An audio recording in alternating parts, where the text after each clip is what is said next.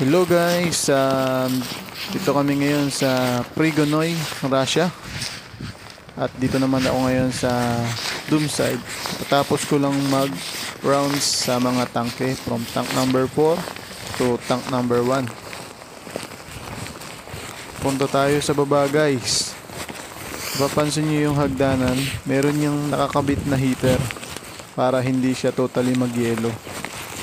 At simula sa taas, kung saan ako nagmula, meron siyang taas na 6th floor.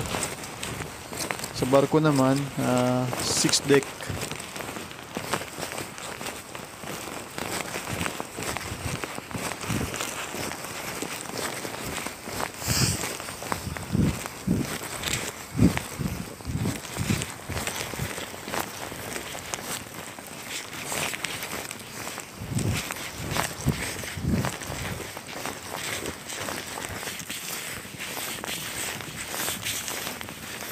Guys, nakikita nyo ba yan? Ang kapal ng snow.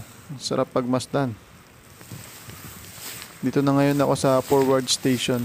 Yan. Tingin-tingin lang tayo dito. Kapal ng yelo.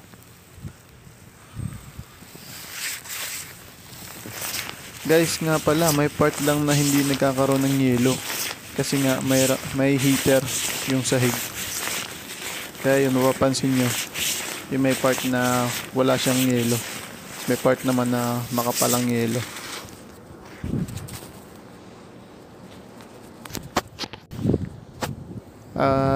Ito nga pala yung aming forward part ng barko. Kung tawagin namin sa proa or forward station.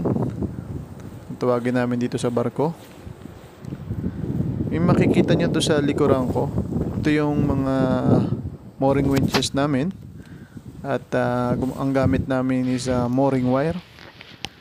Ginagamit namin para itali ang barko. Guys, sobrang lamig talaga.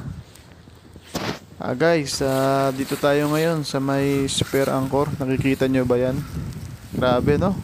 Sobrang kapal ng yelo. Halos lumubog na yung spare anchor namin sa kapal ng yelo. Yan guys, lakad-lakad. Ang hirap din palang maglakad kasi yung paa mo nakalubog sa yelo.